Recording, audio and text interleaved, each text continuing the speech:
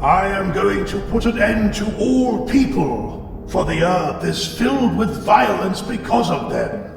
I am surely going to destroy both them and the earth. So make yourself an ark of cypress wood. Make rooms in it and coat it with pitch inside and out. I am going to bring floodwaters on the earth to destroy all life under the heavens. Every creature that has the breath of life in it, everything on earth will perish. You are to bring into the ark 2 of all living creatures, male and female, to keep them alive with you. Most people know this story. Noah, the ark, the animals, and the flood. But this story that's told in Genesis isn't an original.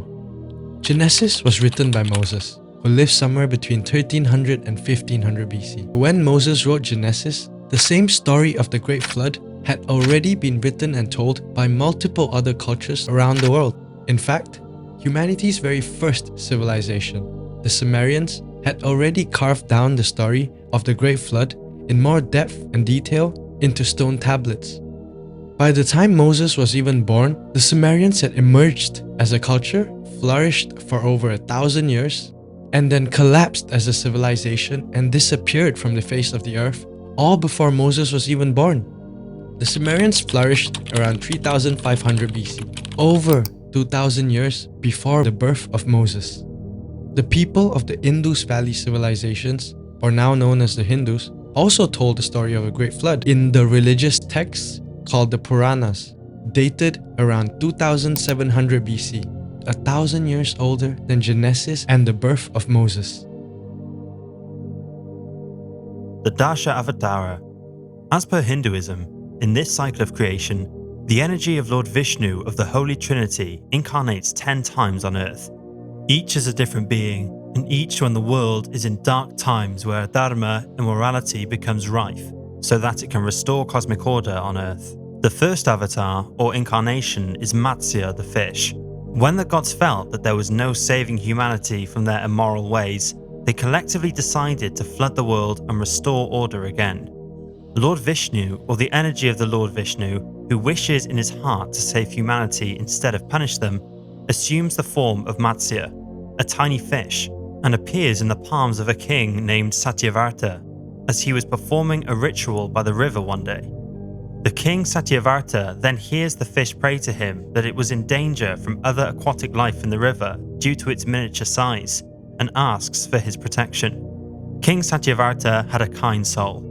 He was not greedy, and he took care of those who lived in his kingdom, and in his eyes, the tiny fish was just another being that needed his protection. So, he places the fish in a jug and brings it back to the palace. But the fish began to grow, and within one night it became too large for the jug.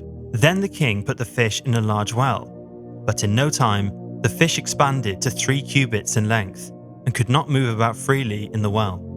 The king then placed the fish in a lake, but when that too proved to be too insufficient, the fish was moved to the ocean. While being moved into the ocean, the king heard the fish again assert that the ocean housed big and powerful aquatics that might kill it. Hearing these sweet words, a bewildered Satyavarta asked, "Who are you, sir? You have expanded yourself for hundreds of miles in a single day. You must surely be him, the supreme in mortal form." Matsya is Lord Vishnu's incarnate, who was now convinced that King Satyavarta was worthy, who was kind enough to go to so much trouble to protect the tiniest fish that lived in his kingdom. The Lord then told King Satyavarta that there would be heavy rains for 7 consecutive days, following which the 3 worlds, Bhuloka, Earth, Bhuvaloka, the celestial planets, and Svargaloka, the heavens, would be completely flooded in water. At the time, the Lord shall dispatch a large boat for King Satyavarta and his family. The king was to gather the 7 great sages with him and their wives. He was also to collect 1 of all the various types of animals, herbs, and seeds of plants and load them onto the boat, to save them from the deluge or the flood. Satyavarta then received the title of Manu, aka Adam. The Manu or the Adam is the title given to the first man of each generation. As the only survivors of the deluge on earth, Satyavarta became the Manu, and the survivors repopulated the earth under the guidance of the Supreme Lord and Lord Satyavarta. Before we get into the story of the Great Deluge, I'd like to first tell you a little about the great Sumerian Mesopotamian people. These are the Sumerian tablets, and as of 2024, more than 100,000 have been excavated. Let me give you a few examples of the knowledge these intricately written tablets hold. The base 60 number system. The Sumerians introduced a sexagesimal base 60 numbering system that still decides the way we measure time: 60 seconds in a minute, 60 minutes in an hour, and angles, 360 degrees in a circle. The oldest legal system in the world. The Sumerians developed some of the earliest known legal codes, such as the Code of Ur-Nammu and the Code of Hammurabi. These legal codes laid the foundation for principles of justice. The Sumerians observed and recorded the movements of the visible planets across the night sky. They tracked their position relative to the stars and recognized their distinct patterns of motion. Sumerian seal VA243. The oldest significant astronomical text that we possess is Tablet 63 of the Enuma Anu Enlil, the Venus tablet of Amisaduga. It is the earliest evidence that planetary phenomena were recognized as periodic. The Sumerians also discovered pottery, metallurgy, the weaving of fabric, and agriculture. The same cuneiforms where humanity's first mathematics and astrology was written, our history was written down by the Sumerians in great detail. According to the tablet of Enki, the gods spoken about in later religions, such as Hinduism and the Bible, who created humanity, are actually a race of ancient beings who came down to Earth a long time ago, and the Egyptians support this theory too. The ancient astronauts, who they called the Anunnaki, may have just been an advanced human race with technology that seemed almost magical and godlike to our ancient ancestors. The Epic of Gilgamesh is one of the most widely and well-recorded epics writings of the Sumerian people, describing in vivid detail the supposed story of these ancient astronauts that visited us, and the story of one man, Utnapishtim, humanity's future, and the Great Deluge. Utnapishtim tells Gilgamesh a secret story that begins in the old city of Shuruppak, on the banks of the Euphrates River. The great gods Anu, Enlil, Enki, Ninurta, Ishtar, Ninursag were sworn to secrecy about their plan to cause the floods to destroy humanity, who had become sinful. But the god Enki repeated the plan to Utnapishtim through a reed wall in a reed house. Enki commanded Utnapishtim to demolish his house and build a boat, regardless of the cost, to keep living beings alive.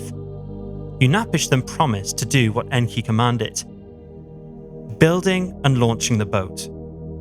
Carpenters, reed workers, and other people assembled one morning. 5 days later, Utnapishtim laid out the exterior walls of the boat of 120 cubits. The sides of the superstructure had equal lengths of 120 cubits. The boat had 6 decks, divided into 7 and 9 compartments. When the boat was finished, the launch was very difficult. A runway of poles was used to slide the boat into the water. Utnapishtim loaded his silver and gold into the boat, his relatives and craftsmen, and all the beasts and animals of the field boarded the boat. The storm. Early in the morning, at dawn, a black cloud arose from the horizon. The thunder god Adad rumbled in the cloud. Eragal pulled out the mooring poles and the dikes overflowed. The Anunnaki gods lit up the land with their lightning. There was stunned shock as Adad's deeds, which turned everything to blackness. The land was shattered like a pot. All day long, the south wind blew rapidly, and the water overwhelmed the people like an attack. The gods were frightened by the flood and retreated up to the Anu heaven. Ishtar shrieked like a woman in childbirth. Ishtar wailed that the old days had turned to clay because I said evil things in the assembly of the gods, ordering a catastrophe to destroy my people who fill the sea like fish. The other gods were weeping with her and sat sobbing with grief. The flood and wind lasted 6 days and 6 nights. The sea calmed and the whirlwind and flood stopped. All day long there was quiet. All humans had turned to clay. Unapishtim opened a window and felt fresh air on his face. He fell to his knees and sat weeping, tears streaming down his face. He looked for coastlines on the horizon and saw a region of land. The boat lodged firmly on Mount Nimush, which held the boat for several days, allowing no swaying. On the 7th day, he released a dove that flew away, but came back to him. He released a swallow, but it also came back to him. He released a raven that was able to eat and scratch, and did not circle back to the boat. He then sent his livestock out in various directions. The sacrifice. Then the great goddess arrived and said, "Ye gods, I shall be mindful of these days and never forget them. But Enlil may not come, because he brought about the floods and annihilated my people without considering the consequences." When Enlil arrived, he saw the boat and became furious at the gods. He said, "Where did a living being escape? No man was to survive the annihilation." Ninurta spoke to Enlil, saying, "Who else but Enki could do such a thing? It is Enki who knew all of our plans." Enki spoke to Enlil, saying, "It was you, the sage of the gods. How could you bring about a flood without consideration?" Enki then accuses Enlil of sending humans a disproportionate punishment and reminds him of the need for compassion. Enki denies leaking the god's secret plan to Unapishtim. The flood hero and his wife are granted immortality and transported far away. Standing between Unapishtim and his wife, he touches their foreheads and blesses them. Formerly Unapishtim was a human being, but now he and his wife have become gods like us. Let Unapishtim reside far away, at the mouth of the rivers.